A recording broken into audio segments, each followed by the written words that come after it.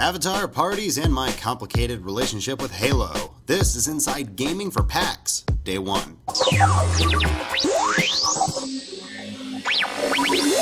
Hello and welcome to Seattle, the coffee capital of the world. I'm the Dead Pixel here for this year's Penny Arcade Expo. Let's go ahead and take a look at today's coverage. Make it happen. Before the convention doors open, we were invited by Activision to check out a handful of their latest titles. After a hands-on with Blur, a very easy-to-play, addictive racing sim from Bizarre Creations, we checked out Marvel Ultimate Alliance Numero 2. The character selection is robust and varied, but the real highlight is the unique fusion combinations. Things got even crazier when I got on Tony Hawk Ride. Literally. The game rewards you for crazy tricks, though performing them without kicking your toy board around the floor is a challenge in itself. It's definitely more realistic than the Skate series, but not really in a good way. But even stranger was a visit from an old friend. Take a look. Amazing. Billy Shipley. How you doing, buddy? Oh, hey, Adam. Hi. Say You that. can call my name. How you doing? Who's this loser? I don't know. Sorry, I gotta go. Okay. Later, Master Chief.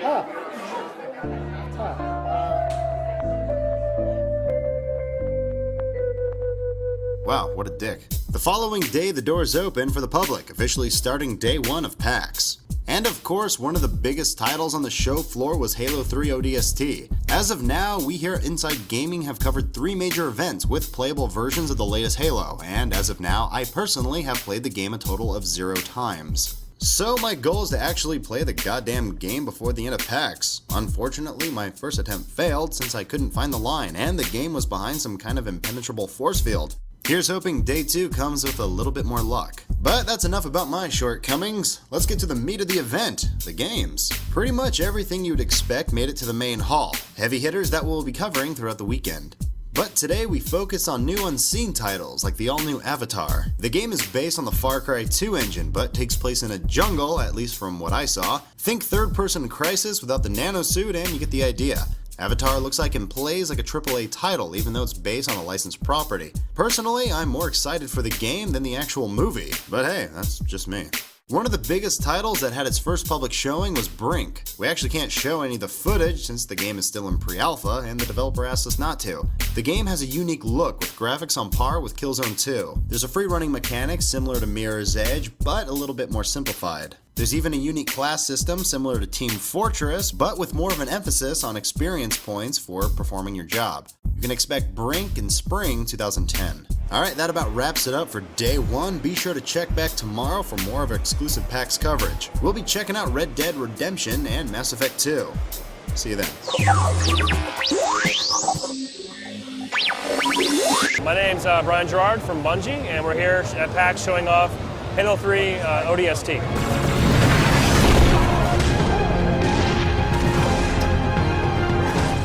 ODST is a brand new sort of chapter in the Halo saga. It's a side story, takes place between the events of Halo 2 and Halo 3. A couple big changes in this game. You're no longer playing as Master Chief. You're an orbital drop shock trooper. These guys are kind of special forces, sort of badasses from the Halo universe, and it's going to mean a little bit different nuance to the way the game plays and feels. You're a little more vulnerable, but these guys are still capable. A couple new weapons come with them. They've got a sound suppressed submachine gun, a new pistol, and beyond that, we've got a brand new cooperative game mode called Firefight that we have here available for hands-on play today.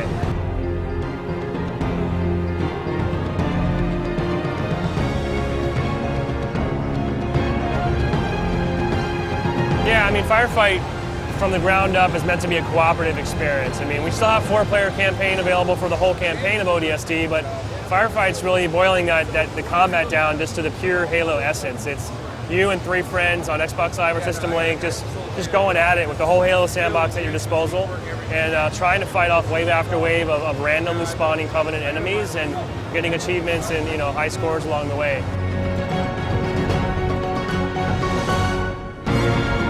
I mean, we definitely do view ODST as kind of a labor of love for our fans. I mean, it is a little bit of a side project, but the idea of basing the game on the ODST was about the fans because we know how strongly our fans love these characters. And then we also know that ever since Halo 2, our fans have been wanting more and more opportunity to have Earth-based combat. Basing the game back on Earth in New Mombasa with these soldiers was definitely something that we had been hearing back that fans wanted more of.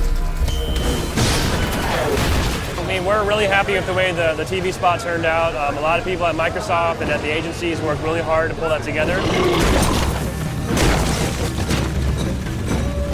Just a lot of really great collaboration between Bungie and all these talented people. And I mean, again, a year ago, we never would have thought we'd see an ad of this caliber for this kind of game. And here we are a few weeks out, and you know, the hype's off the charts, and we're very excited. The ODSTs are well received and people likes the game. I mean, I think that's one of the great things about the Halo universe. I mean, there is a lot of depth there. There's way more to it, as hardcore fans know, beyond just Master Chief and the Covenant. So hopefully ODST is one more way just to keep broadening that and give people new ways to get excited about the universe. Well, ODST will be in stores on September 22nd.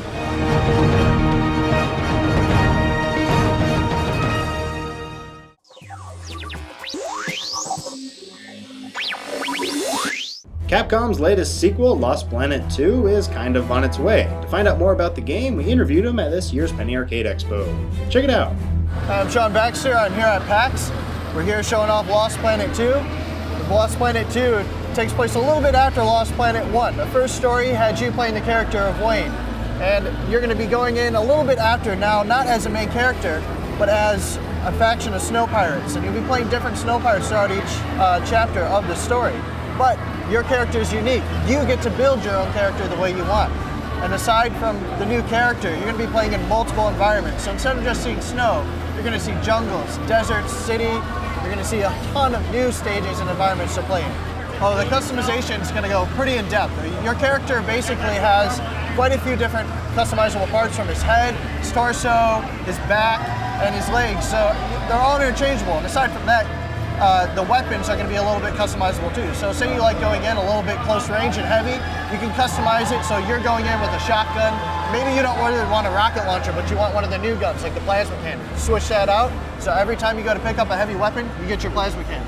The multiplayer is actually introducing the co-op, which we brought in just because the fans are really asking for it. It's very similar to the multiplayer modes from Lost Planet 1, in that it really focuses on teamwork. So instead of just going in, dying, respawning, it focuses on keeping you and your teammates alive. There's a battle gauge, and every time you die, you lose points. If that hits 0, it's game over for everybody. So you need to make sure that you're constantly maintaining yourself and your teammates. So we've done a few new things, like introducing weapons that boost stats, like attack power and defense power. So you shoot them at your buddies and not at an enemy. You can also share energy. The energy in the game, the thermal energy, you use to power the vital suits, the big robotic mechs, and use it to heal yourself, and it powers even some of the weapons. So you can share that with each other just by switching over real quick, shoot a few gobs of it at them, they can heal themselves, power the weapons, the vehicles, all of it. So it's going to work out pretty well just for the teamwork and the co-op alone. Well, we definitely thought about the community because a lot of the ideas, especially in the co-op and the new weapons and some of the vehicles, were all ideas from the community. So we really wanted to listen to what the fans wanted this time around. We started implementing that. So the co-op and all the new weapons, some of the vital suits are all direct feedback from the fans. For Lost Planet 2, it's been good for me to take the community feedback because I'm still looking at all the people that I knew on Capcom Unity and through other sites who've been giving us feedback for Lost Planet to make into a sequel. So it's been great to take that feedback, give it to the team, and then really appreciate it and apply it to the game. So it's been cool to see a lot of the new things. Like, one of the big things that they wanted was larger bosses. And so the first boss that we've been showing off in the demo here at PAX, and I think you can download it on Xbox Live, that demo has a boss. It's huge, bigger than any other Iku. And he's actually one of the small ones. So they only get bigger. So the movie is being a screenplay written by David Hayter, and we have the Arad's working on it, Avi and Ari Arad. It's coming along pretty well. Right now we can't say a whole lot about it, but it's definitely focusing on the action part of Lost Planet. I mean, we really wanted to take that story of Lost Planet, really get into the action element of it. I mean, that's what the game was really about. You're up against these giant bosses. You have these big robotic vital suits to fight them against. You have great weapons that all are super powerful, so the movie is going to be great. Okay, Lost Planet's coming out in the winter, and you'll be able to get it on PS3 and Xbox 360. Mass Effect, horse rides, and my continuing fight to play ODST. This is Inside Gaming for PAX, Day 2. Hello and welcome back to our second day of coverage here at the Penny Arcade Expo. We got a lot to say, so let's get to it. We started the day off checking out a couple of big titles out on the show floor. 2K's Borderlands is almost here, and we talked to their creative director to find out more about the game. Those who love Fallout but wish for more skill-based gameplay look no further. Borderlands is shaping up to be the polar opposite of Bethesda's RPG. With a large range of customization in weapons and character attributes, Borderlands is starting to look like it was well worth the wait. Expect a full interview later next week. Next door, 2K was showing off some BioShock 2 footage. Nothing new here, but we did get a chance to see the new multiplayer teaser. Swap out perks with plasmids and now you have a steampunk Call of Duty ready to kick ass. Expect to see this one in early 2010. Afterwards, we moved over to the SteelSeries booth, where they let me break a mouse with the hammer. Don't ask. After that, they let me take on a 16-year-old Counter-Strike pro. The final score was 10-3, and yes, I lost. But I did manage to get in my fair share of semi-teabagging for good measure. Good game, my friend. Later on, we moved over to Mass Effect 2 over at BioWare. The game looks and feels much better than its previous incarnation. The combat is smoother and much more responsive. My only real complaint is that the game isn't coming out this year, but hopefully the extra time affords a bit more in the make elevators go faster department. Please? We later checked out Darksiders, where they announced the all-new Harvester, a weapon only available to those who pre-order the game through GameStop. They even had Ruin, the main character War's faithful horse in rideable form, and yes, I did take a ride. A very, very painful ride. After what was left of my testicles healed, we moved over to Rockstar's booth for a very special screening of Red Dead Redemption. It's a spaghetti western done GTA style with the kind of top-notch quality you expect from all Rockstar games. The most notable feature is that the game's map is by far the biggest Rockstar has ever produced, even bigger than that of San Andreas. Expect this one later next year. And finally, I once again attempted to play Halo 3 ODST without any luck. Bungie immediately kicked me out, making room for a quote-unquote special celebrity guest. God damn it. But alas, the show must go on, and I vow to play Firefight one way or the other. It's either that or I... Serious. Alright, that's it for today. Be sure to check back tomorrow for our third and final day of our exclusive PAX coverage. We'll see you then.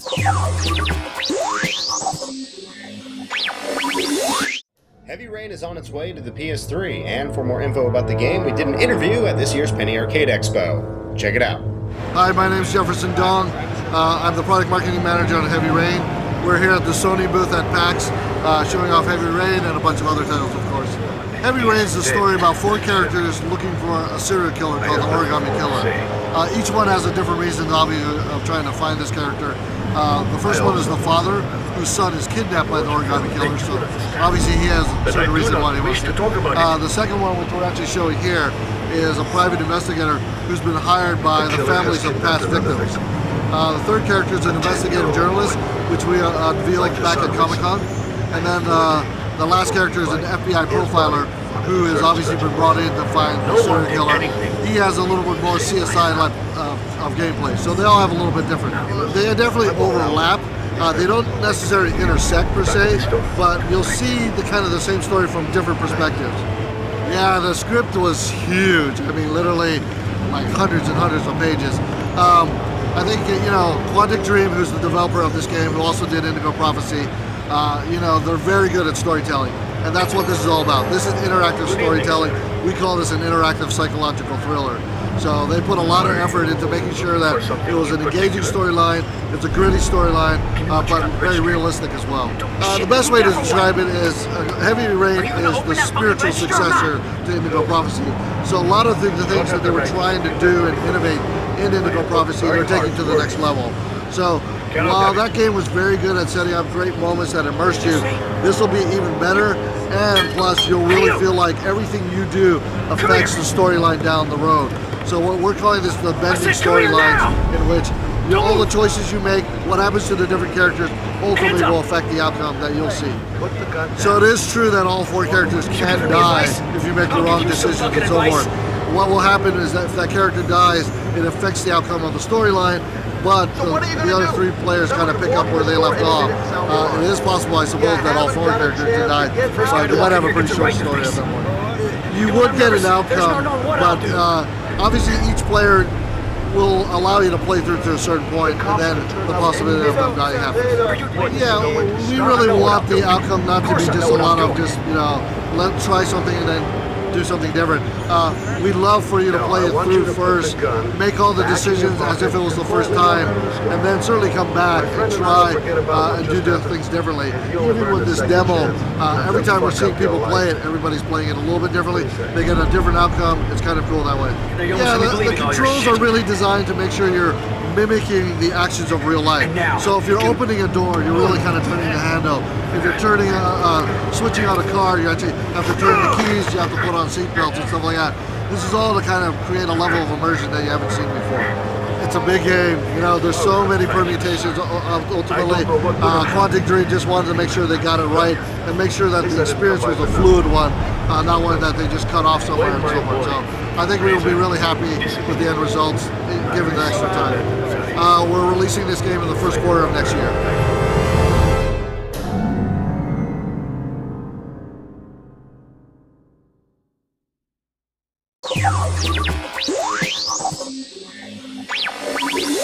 Welcome back to Inside Gaming's extended coverage of PAX. We caught up with one of the boys at THQ to talk about Darksiders and chat with him about what makes the upcoming game stand out from the crowd. Take a look. Darksiders is an action-adventure game where you play as War, one of the 4 horsemen of the apocalypse. So, in the game, you're accused of triggering a false apocalypse, wiping out humanity before its time, essentially, which is kind of a big deal to this governing body called the Charred Council that maintains the balance between heaven and hell.